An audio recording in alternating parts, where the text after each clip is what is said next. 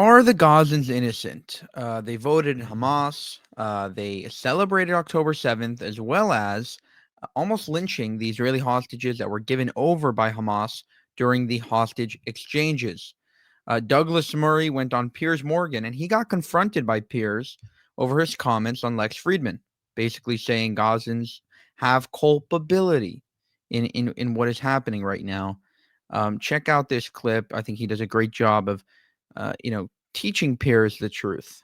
One of the things that blew up from an interview you did with Lex Friedman, who's, I think, an excellent interviewer, and it was a fascinating 3-hour or so interview you did with him.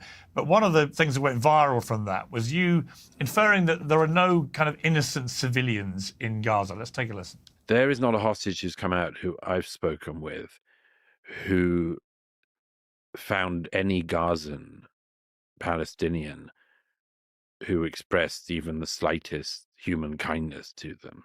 If you look at the footage from the 7th, it's all celebration.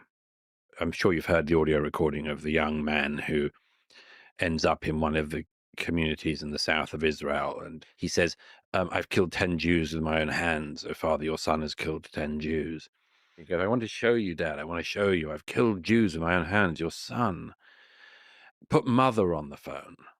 That incident you talked about, I remember, it's utterly horrific. And there's no doubt that, I mean, Hamas, I've always called them terrorists from the start. They are disgusting terrorists and should be treated as nothing better or worse. Where I would take issue with the categorization of there are no civilians in Gaza, half the population is under 18, which means a lot of the people there are genuine kids, right? And I think all kids are innocent in these situations. They might be in a home where people older than them are trying to direct them and whatever, but they're still innocent people. And secondly, we are beginning to see protests against Hamas in Gaza. People are being executed for taking part in these, but we are seeing some protests, which would suggest to me that there is a rising groundswell of people in Gaza who do not agree with the doctrine of Hamas, can see how bad it's been for the Palestinian people, for Gaza, and want nothing to do with this. So, I mean, now you've seen how it's blown up. Would you reframe what you said there? Would you clarify it? I hadn't seen that it had blown up. I'm happy to clarify. No, I never said there are no innocent civilians in Gaza. Of course, I regard children as being innocent civilians, of course. Well, the point I made was there is a lot that we ought to learn outside of this conflict about what it means when you see the events of the 7th of Israeli hostages being taken into Gaza and being greeted by cheering crowds. I would submit that if a group of terrorists came into the center of London with a truckload of young women whose tendons they'd cut and who they'd raped and paraded them through London, I'd like to think that Londoners would be decent enough to stop them and at least not to stand by and cheer the great rape parade. But that's not what happened in Gaza. And you can go back a lot further and talk about all of the history and the animosity between the sides. But, the citizens of Gaza did have a choice after the withdrawal by Israel of all Jews from Gaza in 2005. They did have a choice on who to vote for. Perhaps unwisely, the George W. Bush administration pushed for elections in Gaza, and as the Palestinian Authority and others were worried about, Hamas won the elections, and they never had another election since. Hamas has obviously used the 18 years it had to misgovern the Gaza, not to create the flourishing Palestinian state they could have created, not to do that, but to indoctrinate their children into hatred, to build tunnels in which they hide their missiles and not their civilians. A member of Hamas was interviewed a few months ago, and it was an Arabic interviewer, I think it was Al Arabiya, who said, why don't you allow the Gazan civilians to take shelter in the tunnel network that you've got all across Gaza? And he said, no, but the tunnels aren't for the civilians. They're for our fighters, our terrorists, and our rockets. Well, look, that undoubtedly makes it an incredibly difficult place to operate in militarily. Incredibly difficult. And that is what Hamas planned. And I think that Western media, Western observers and others at least have to recognize that. Hamas did this atrocity, started this war, And it knew that whatever way Israel responded, innocent civilians would be harmed. Yes, there would be buildings, including hospitals and others, that would be damaged, because Hamas, guess what, operates along none of the rules of war. Israel, like the British Army and the American Army, the IDF has to operate along the rules of war. Hamas not only doesn't operate along those rules, it actually uses the rules against its enemies. And, you know, you've known this since the start of the conflict. I've known it. Many other people have remained woefully ignorant about it. But it has made it inevitable that there would be high civilian casualties. I don't believe they're as high as the figures that Hamas puts out, and which much of the Western media parrots with no problem. But of course there are going to be civilian casualties. And that is the result of the war that Hamas started. And there is a solution to this. There is an answer to this, which is that if Gaza is to have any future as a Palestinian entity, its young people are not brought up to believe their purpose in life should be the annihilation of their neighbors. Hamas had 18 years. They could have educated their young in a different way, but they didn't. And now, if anything, is the time when they could. And these brave Gazans, who finally, thank God, have started to uprise, and we'll see how real it is, but it's clearly real, because there was a very brave young Gazan man the other day who stood up against Hamas, and he was tortured, and his body was dumped on his family's front door by Hamas a couple of days later. We'll see if these protests have any results. But one thing that is important to remember is it's perfectly likely, in fact, it seems overwhelmingly likely to me, that these protests against Hamas that are trying to kindle in Gaza are not because they are, and again, I'm reading into this, but it seems likeliest to me. It's not because these are people who you and I, the average American or Brit or anything, would love to sit down with. It's that they have decided they've had enough of Hamas's rule, because it was Hamas's rule and misrule and its corruption and then its starting of a war that has led the people of Gaza to this terrible position. A final quick thing on that, if I may, which is also, let's not forget that in the lies upon lies that have been built up in the last 18 months, so many people have been able to simultaneously point out the considerable youth boom in Gaza. And they're the same people who have been saying since 2005 that the Israelis are committing genocide in Gaza. Choose, guys. Choose which of these things is true, because they can't both be. How do you think this war now ends, Doug? Does the ceasefire, sort of unravelled?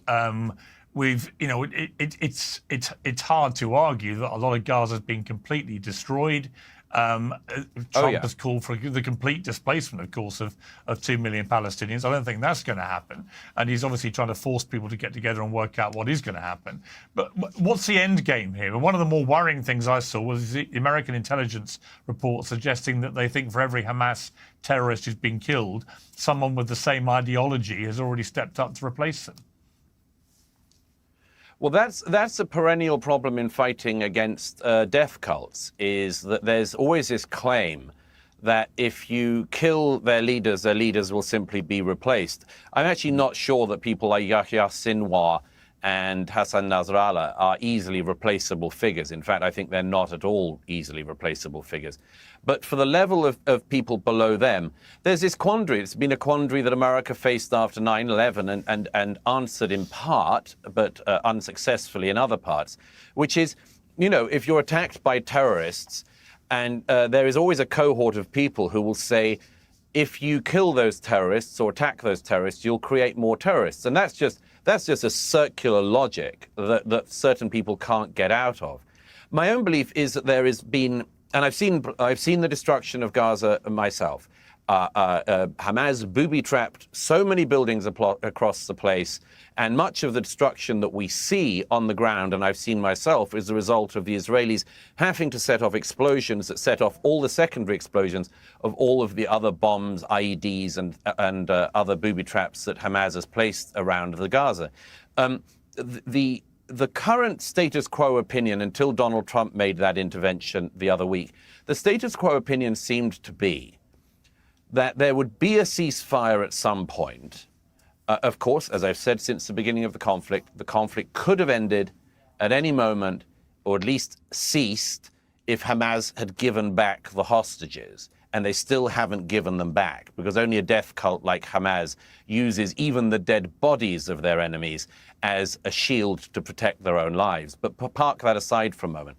The presumption seemed to be that there would be some kind of ceasefire arrangement, an ongoing release of live, brutalized Israeli hostages and the dead bodies of Israelis, and then yet more Palestinian terrorists handed over from Israeli prisons, and that there would be a ceasefire. The problem with that paradigm always was the same, which is the international community and Israel would then be expected to build the Gaza back up again. Nobody knew who was going to rule Gaza under the next iteration, and one of the two Israeli war aims was always to destroy Hamas, at least that is to make them operationally incapable and effectively unable to rule Gaza. But the Palestinian Authority doesn't want to run Gaza. Egypt doesn't want to run Gaza. Israel certainly doesn't want to run Gaza. So what would happen? Most likely thing is the international community would be asked to chip in yet more billions of dollars to Gaza to rebuild it, for Hamas or a Hamas-like group to seize control again, and for a war to be launched again several years from now, and for the same thing to happen. I think that is a hopeless paradigm, which left and right, Labour, Conservative, Republican, Democrat, have been on the side of for too long. What they don't realize is this is one of the reasons why this conflict has kept on going. It's because people, every time the Hamas or other terrorist groups start the war, Israel applies to it, that you stop at the status and you go back to the status quo ante. That's what I mentioned in my book was a case in 2006, the first war in Lebanon and Israel that I witnessed. At the end of that conflict, there was a ceasefire. One of the deals was that with an international peacekeeping force, Hezbollah would not be allowed to build up its weaponry in the south of Lebanon. Guess what? International peacekeepers who frankly have no beef in this, Irish, Sri Lankan and other so-called peacekeepers just stood by. Hezbollah amassed about 160,000 short and long-range missiles exactly where they weren't meant to in the 2006 ceasefire. They fired them for years, and on the 8th of October 2023, they let go their barrage day upon day into central and northern Israel. I'm, at any rate, fed up with the paradigm that continues the perpetuation of this conflict. I don't believe this should be just the most recent Gaza war. I think it should be the last one. I don't want it to be the third Lebanon war. I want it to be the last one. And in my view, for that to happen, the death cults of Hamas and Hezbollah have to not just be destroyed, but to have their putative supporters and their real supporters have to realize that they have lost, that there is no future for them or the region in sustaining this death cult idea that you simply have to educate, as it were, the next generation to grow up to try to annihilate their neighbors. It should be that that stops. How it happens, we'll see. But Donald Trump the other week was the first person among world leaders to say something new, like, as he said, the Gaza is pretty unlivable at the moment. It's largely true that. It's largely true. It's very smashed up. But he said it's basically unlivable, so why don't we encourage people who want to leave to leave? Of course, that has caused outrage elsewhere. But it's at least a new idea in the paradigm, which otherwise is going to be stuck in this perpetual violence cycle. Wow, powerful point there by Douglas Murray. The only thing I will say is with regard to Piers Morgan's first point that the Gazans are innocent, I think that he's missing the point. It doesn't matter whether they're innocent. The point is we have to treat them ideologically like Hamas, meaning I'm not advocating for collective punishment, but we have to treat them with the same caution we would treat a Hamas terrorist, because they are capable of the same actions, as they do mostly support Hamas. So again, you don't have to go ahead and carpet bomb. I'm not advocating for that, but I am advocating for not allowing them entry into Israel, not allowing them entry into any Western countries, because again, they are essentially part of that death cult education. As Douglas Murray pointed out, Hamas has had 20 years or 18 years to ideologically transform these young generations into basically part of their death cult. And that is why it is probably not so hard for them to recruit so many members. So that's my point. I don't think it's about innocence. It's about the fact that they are who they are, and that is pro-Hamas, and pro-terrorism. For more, subscribe to the channel. If you want to help us make more of these videos, you can go to buymeacoffee.com/JewishUncensored. Thank you, and have a good one.